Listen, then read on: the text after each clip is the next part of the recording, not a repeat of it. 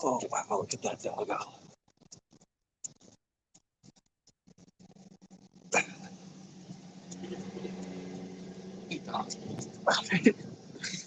What is up, internet?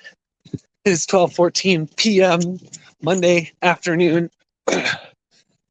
Yesterday, if I was like a 7 out of 10 sick, today I'm like a 4 out of 10. So I'm on the mend. And I was chugging orange juice, drinking cough drops, and I feel pretty confident that going on a run, sweating, might get some of this crap out of my body. And hopefully when I'm done with the run, I'll feel like I'm a 2 out of 10 or 1 out of 10 sick. Or 0 out of 10 sick. I believe that's possible. I also realize I'm calling this the power of bombing, and I wonder if YouTube's going to be unhappy with that because of the word bomb. So I am not talking about what our lovely presidents do in the Middle East. I'm talking about getting on stage and doing a bad job. Publicly doing a bad job. Yeah, I've been doing a lot more comedy open mics this year than any year prior, and I've bombed a handful of times. And basically what that means is you get up and you have an intention to make people laugh, and you tell your jokes and people don't laugh, you bomb. And what's really beautiful about it is when you bomb, yes, get my lungs working, get that cough out of here.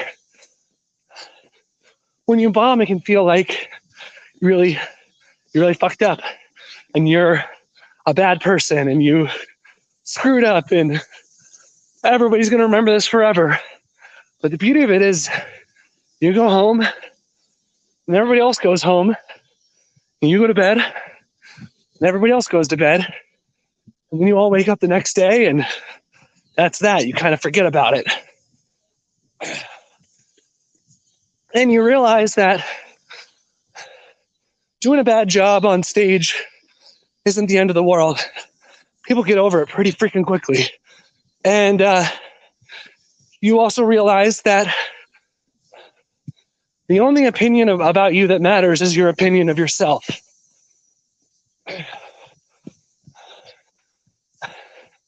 that's not to say don't listen to anyone.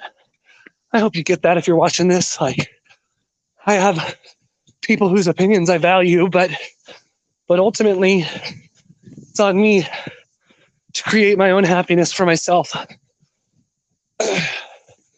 And I think people don't take risks, don't try stuff they've never done before because they're afraid of bombing. And then they never grow and stretch. And the more you choose to not do something you might bomb on, this more of a monster it seems like. It's like, oh, if I do that, everybody will see me do a bad job. It's like, so what? First of all, everybody's really focused on themselves. The spotlight effect is what it's called, where you think everybody's looking at you. I've gone to the park with a keyboard and been a maniac a lot this summer. I can tell you, not everybody's looking at you, because even when I'm doing that, not everybody's looking at me. And I'm commanding attention.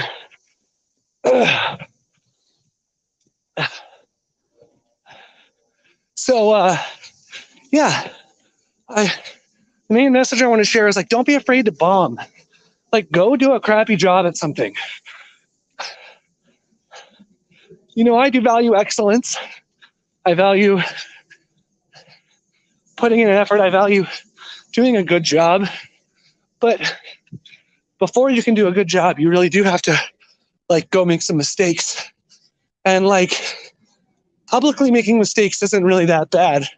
It's all that our political people do, all that our government officials do. They just make mistakes in public all the time, and then people just keep voting for them. It's really silly if you ask me.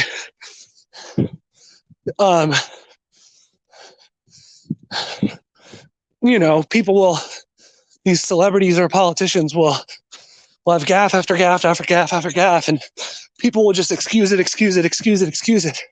But then they won't ever excuse their own gaffes. They won't even create the space for them to make a mistake. Create that space for yourself. It's okay. I give myself permission to make mistakes. I give myself permission to work on something, put it out in the public, and then have it land however it's going to land.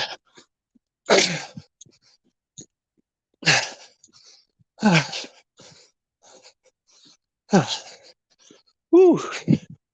Feels nice to run, truly.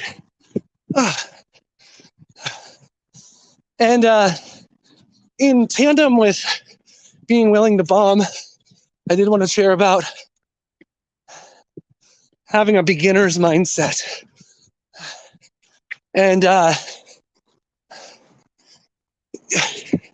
yeah, when I was taking my comedy class in stand-up too, there was a lady in my class, really funny, her name's Janice. She did a great job, very funny person, good joke writer. And she was like saying, she's like, I'm excited about this class because it's nice to be a beginner at something. And yeah, it was really cool. I think like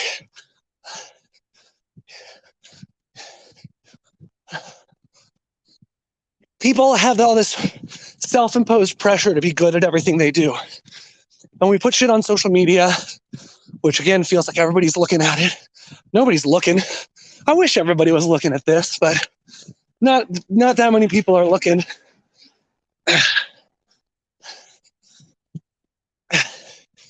And a beginner has a different mindset than a pro.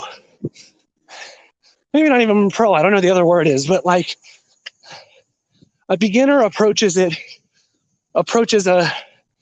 skill or a topic or a subject with curiosity, openness, playfulness.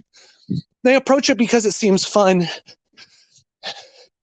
You know, I can think back to when I started to really fall in love with music when I was in 7th grade. I was playing guitar in the basement, playing along with Green Day albums. And I just had fun. Yeah, I could barely even play the songs, but I was playing along and I just had fun. Just imagining I was a rock star and just trying to figure it out and having fun, just like slogging through it. I can think to when I was in college transcribing Art Tatum. Granted, I was not a beginner piano player at that point, but I approached it like just like curious and fun. It's like, wow, I love this recording so much. I want to figure out how to do it.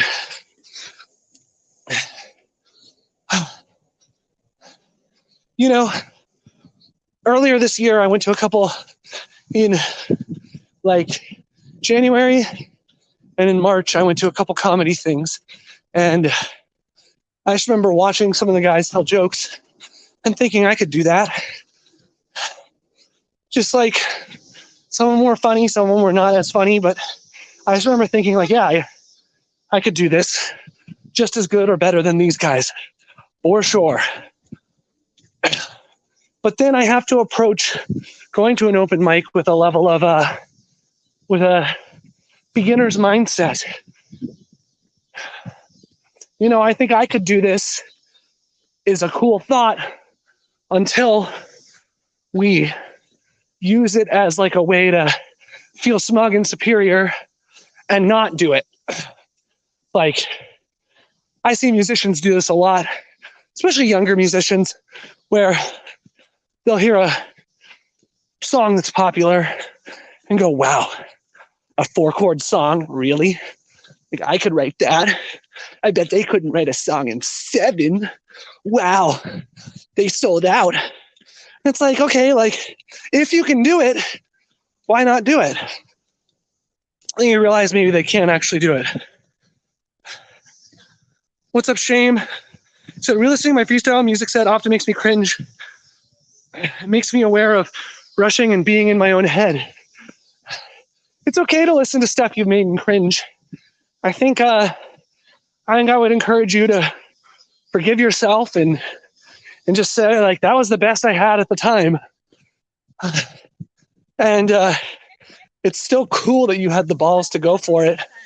And hey, even if it didn't come out exactly the way you intended it to come out, you still were courageous and creative. And you're still showing other people a path towards creativity and courageousness and bravery. You know, I have a friend who is a much better musician than he thinks he is. And he wants to play guitar and sing for people. But he doesn't believe he can.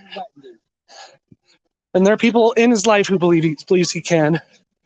And I guess recently he went and he saw a guitar player play and sing, and the guy was not a very good singer. And I think he thought he was a better guitar player and singer than that guy. And my hope for him, for this friend, is that he can see that if that guy can do it, he can do it. He's like, well, I just don't want to subject people to me doing a bad job. It's like, oh, thanks, Shame. Yeah, I wrote a really funny joke yesterday. I'll share it here. I went on a date with a lesbian. We had so much in common. We both hate giving blowjobs. But this friend, like, I don't know. First of all, like, I don't think he got a good experience out of seeing that other guy. He saw somebody and got to say, wow, I think I'm a better singer and guitar player than this guy. It's not like that guy was playing and my friend, like, it was so bad, my friend had to leave. And my friend already knows he's better than this guy. When you're sharing art authentically, it's so weird, like good art, bad art. Like, how about honest art? How about art that's coming from exactly where you are? That's what people are looking for. People are looking for you to show up as you are. Woo. How I identify with lesbians? Yeah, well, I was thinking, I'm pretty close friends with a lady who is a lesbian, and I feel like there's a really funny concept there of, like, you know, some girls have a gay best friend. I have a lesbian best friend, and like going through what that could mean. I wrote a couple punchlines to that setup. I think I told the best punchline, but I went on a date with a lesbian. Even my beard has a beard. Or I went on a date with a lesbian. Look at how progressive I am. I went on a date with a lesbian, which should show you how crazy dating is in 2023. All right, I'm turning around here. This is a lot of running.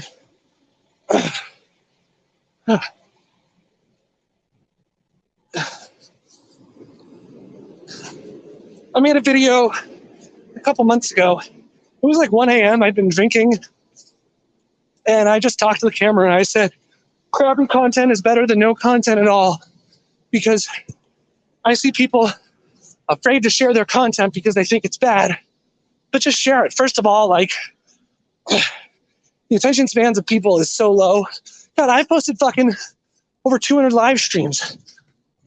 I can imagine a lot of people have unfollowed me at this point because they don't fucking care. But there are a handful of you who watch all of these or watch half of them. And that's really cool. And I don't know if they're good or not, but I certainly am more comfortable being myself on camera from doing these.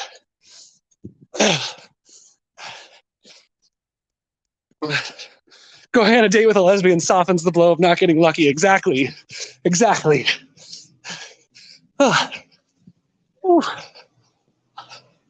Well, I am excited.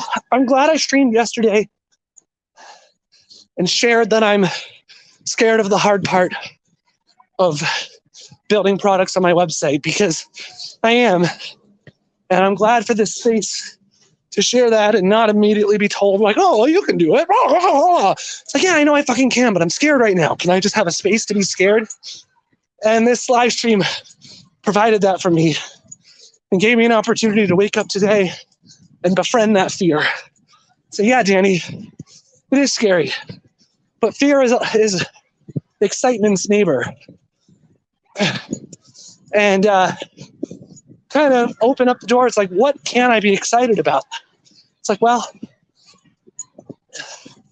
I could be excited about creating one video today.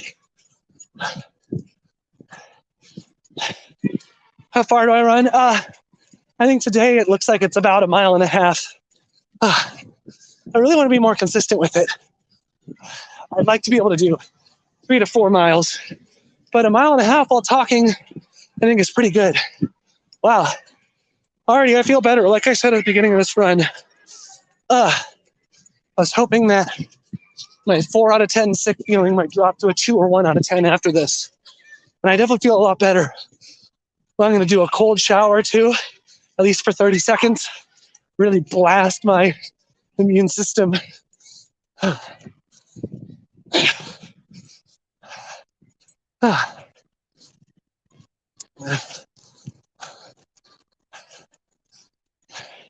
Yeah, so I'm going to be making an intro video to the subscription on my website.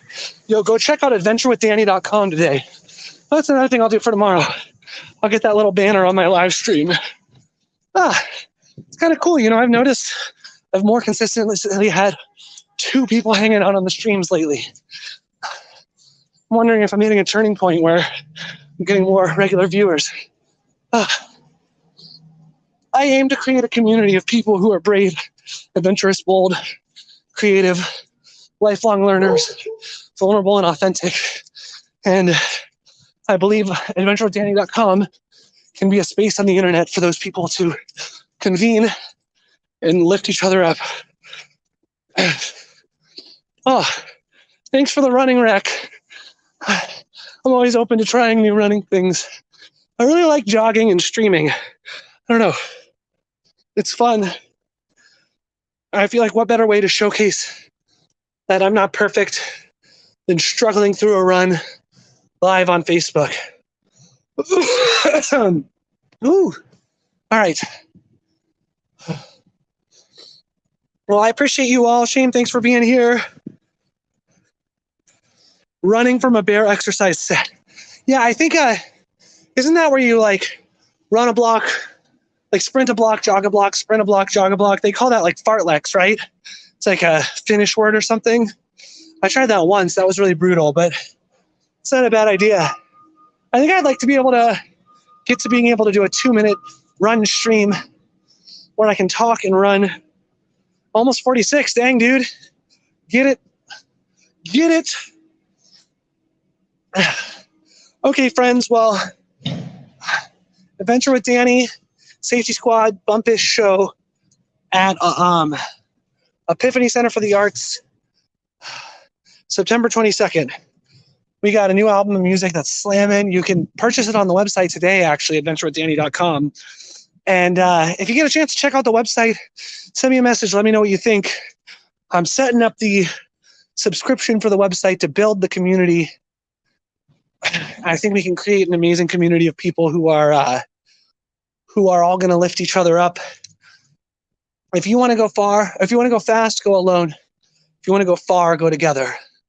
And I see the possibility of creating a community of people who are all working together, individually together, going really far. And I'm excited about that prospect. All right, friends, adventurewithdanny.com. Be bold today. What's one small step of courage you could take today that'll bring you one small step closer to your goal? For me, that small step is recording an intro video to my subscription place on my site. Cheers, Shane. Thanks for being here. I'm willing to make a video knowing it might not be perfect, with the hope of building a community. All right, take care, guys. Love you all. Bye.